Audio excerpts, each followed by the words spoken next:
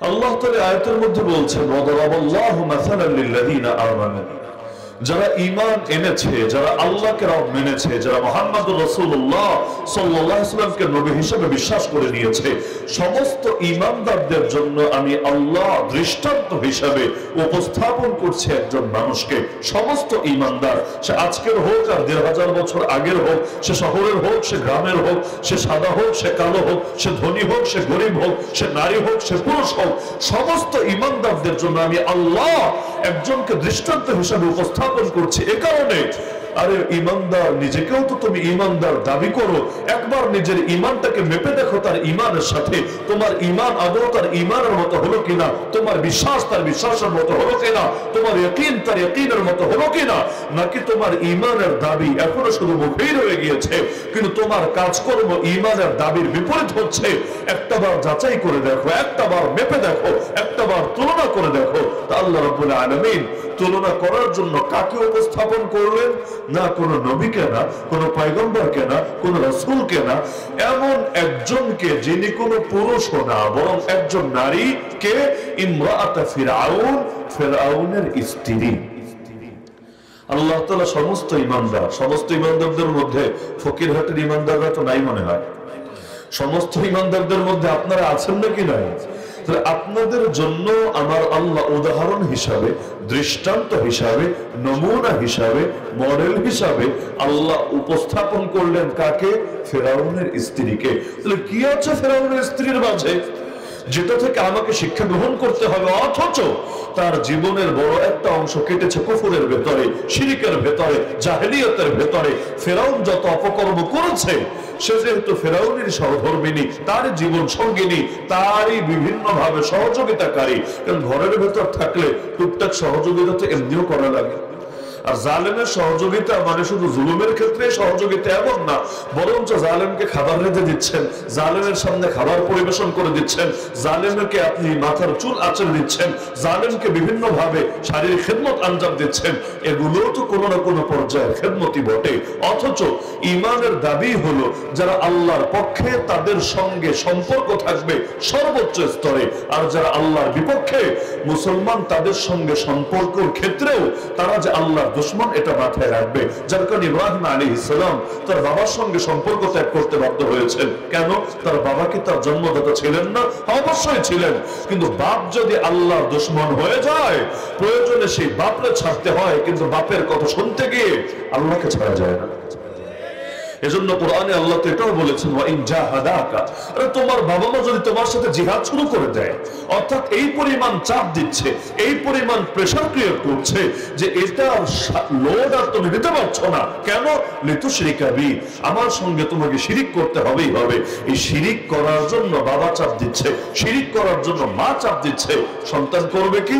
আল্লাহ বলে দিলেন ফালা তুতিহুমা, খবরদার, খবরদার এই ক্ষেত্রে বাবা মার আনুগত্য করবা না, এই ক্ষেত্রে বাবা মার কথা শুনবা না, এই ক্ষেত্রে বাবা মার আদর্শ গ্রহণ করবা না। হ্যাঁ, তাই বলে আবার বেয়াদবিও করার দরকার নেই। ওয়াসাহিবহুমা ফিদ দুনিয়া মারুফা, দুনিয়ায় যতদিন থাকবা তাদের সঙ্গে উত্তম ভাবে সদাচরণ তুমি করো। এক সাহাবী, তিনি যখন মুসলমান হলেন, তার মা এবং তার ফ্যামিলির লোকেরা বহুভাবে তার উপর জুলুম করলো।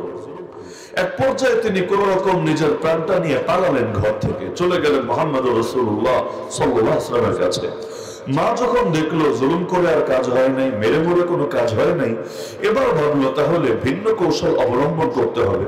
সবসময় মেরে মেরে হয় না, কখনো কখনো ভিন্ন তরিকা দিয়ে, সেটা পয়সা দিয়ে কেনা হোক অথবা সেটা ইমোশনাল ব্ল্যাকমেইল হোক, বিভিন্ন মাধ্যমে গ্রহণ করে। তো মা এইটা করলো, সে ঘোষণা দিল যে এখন থেকে আমি অনশনে বসলাম।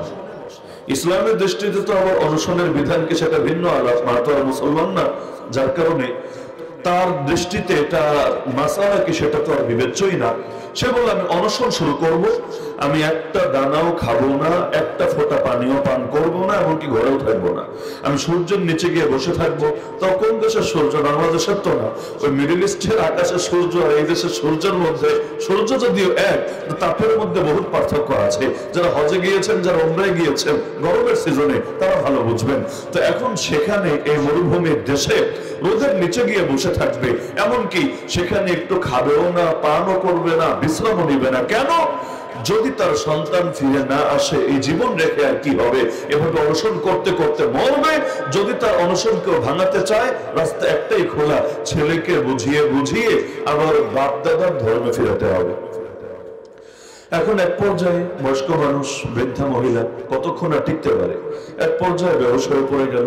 লোকেরা ধরাধরি করে ঘরের ভেতরে নিয়ে আসলো। যত যাই হোক, ছেলেকে যদিও জুলুম করেছে, কিন্তু মা বলে কথা, মায়ের প্রতি ভালোবাসা যদি থাকে, মা যতই মারুক, মায়ের বিকল্প তো আর কেউ হতে পারে না। ছেলে আসলো মাকে দেখার জন্য। এক পর্যায়ে মা চোখ খুললো, জ্ঞান তার ফিরলো। ফেরার পরে ছেলেকে সামনে দেখে তার ভেতরে আলাদা ভালো লাগে কাজ করলো। তার ধারণা এই পরিস্থিতিতে দেখে ছেলে মনে হয় এতক্ষণে আবারও মুশরিক হয়ে গেছে, আবার ইসলাম ত্যাগ করে বাপ দাদার ধর্মে ফিরে এসেছে। সে এবার জিজ্ঞাসাই করে বসলো স্পষ্ট ভাবে। অন্যরা জানালো না, তোমার ছেলে তার এই নতুন ধর্মের উপরই এখন অটল আছে, অবিচল আছে।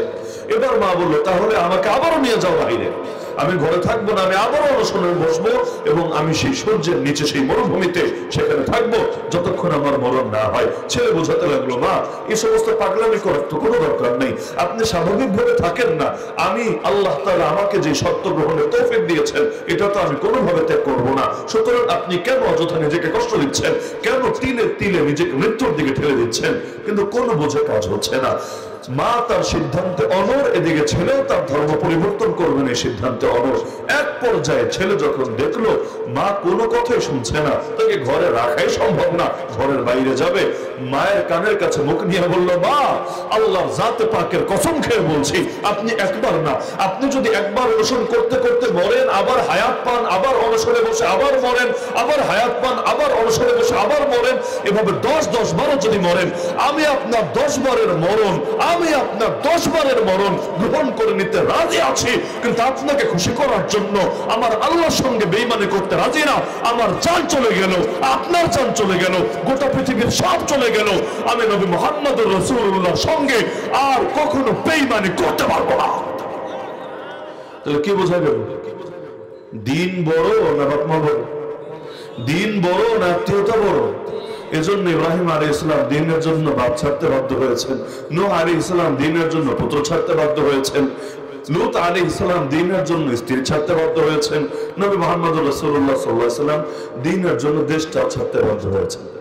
দেশেও থাকতে পারেননি, কাবাও থাকতে পারেন নাই, নিজের আপন চাচা, নিজের বংশ সবাইকে ছাড়তে বাধ্য হয়েছেন। তো বলছিলাম, তো যেই আসিয়ার জীবন কাটলো এই ফেরাউনের সহযোগিতায় তার ঘরে তার সহধর্মিণী হয়ে, আল্লাহ তাআলা ওই আসিয়াকেই এমন কবুল করলেন, সমস্ত ঈমানদার কিয়ামত পর্যন্ত যত কোটি আসুক না কেন, সমস্ত ঈমানদারদের জন্য তাকে একটা দৃষ্টান্ত হিসেবে সূরা তাহরিমে উল্লেখ করলেন। কি ছিল তার মাঝে, কি ছিল তার মাঝে সেটা বোঝার আগে এটা বোঝেন, আল্লাহ তারা কবুল করলেন কিসের কারণে? ফেরাউনকে তো কবুল করেন নাই। ফেরাউন তো লাস্টে গিয়ে ঈমান আনতেও চেয়েছিল, মুখ দিয়ে কালেমাও পড়তে চেয়েছিল, আমার আল্লাহ ওই তৌফিকটাও দেন নাই। ফেরেশতারা তাকে এখানে পর্যন্ত বাধাগ্রস্ত করেছিল। তাহলে ফেরাউন কবুল হলো না, আসিয়া কবুল হলো কিভাবে? কি ছিল আসিয়ার মাঝে? শেষ জীবনেও আল্লাহ তাকে ঈমানের দৌলত খালি দিলেনই না, সমস্ত ঈমানদারদের জন্য একটা দৃষ্টান্ত বানিয়ে দিলেন। চিন্তার বিষয় না? কি ছিল? কারণ কোনো না কোনো জিনিসের মাধ্যমেই তো আল্লাহ তাআলা এক একজনকে এক এক লাইনে কবুল করেন। কি ছিল আসিয়ার মাঝে? আমি মনে করি, আমি বুঝি, আসিয়ার জীবনে সবচেয়ে বড় যেটা ছিল, সে একজন নবীকে আনুষ্ঠানিকভাবে নবী হওয়ার আগেই ওই বাচ্চাকালে খেদমত করার তৌফিক পেয়েছিল। খেদমতে কি মেলে? আল্লাহ তাআলা ফেরাউনের স্ত্রীকে কবুল করেছেন কেন? নবী মুসা আলাইহিস সালামকে বাচ্চাকালে খেদমত করার সুযোগ পেয়েছিল। জান্নাতুল খেদমতে না, ফেরাউনের সামনে যখন ভাসতে ভাসতে আসলো, ফেরাউন জানিয়ে মেরে ফেলতে চেয়েছিল। কোরআনে আছে, ক্বালাত ইমরাতু ফিরআউন, ফেরাউনের স্ত্রী তখন বলেছিল, লা তাকতুলু, বাচ্চাটাকে মেরো না, বাচ্চাটাকে খুন করো না, বাচ্চাটাকে হত্যা করো না। কেন মারবে না? কেন না মারার কোনো কারণ তো, না মারার কোনো কারণ তো থাকা লাগবে। সে বলেছিল, আসা আইয়ান ফাআনা, আশা করা যায় এই বাচ্চাটা একদিন আমাদের উপকারে আসবে। কি কথা! কি অভাব আছে ফেরাউনের, কি অভাব আছে আসিয়া? রাজার বলছে কোনো কিছুর অভাব আছে নাকি? আর এই বাচ্চা কি উপকার করবে যে উপকার তার গোলামরা করতে পারবে না, তার কর্মচারীরা করতে পারবে না, এই দেশের এত বিশাল প্রশাসন বাহিনী কেউ করতে পারবে না, কি উপকার করবে এই বাচ্চা? কিন্তু সে বারবার বাধা দিচ্ছিল, ফেরাউন তোমাকে মারতে দেব না, খবরদার এই বাচ্চাকে মারতে পারবে না। আশা করা যে বাচ্চা একদিন উপকারে আসবে। আল্লাহ তার জবান ঠিকই কবুল করেছেন। ফেরাউনের উপকারে না আসলেও আসিয়ার বড় উপকারে এসেছে। আসিয়াকে এমন ঈমানের মাধ্যম হয়েছেন নবী মুসা, যে ঈমানের বরকতে আসিয়া সমস্ত ঈমানদারদের জন্য একটা উদাহরণ হয়ে গিয়েছে। আল্লাহ তাআলা আমাদেরকেও, নবীকে তো পাবো না, কিন্তু নবীর ওয়ারিসদের বেশি থেকে বেশি খিদমত করার তৌফিক দান করুন।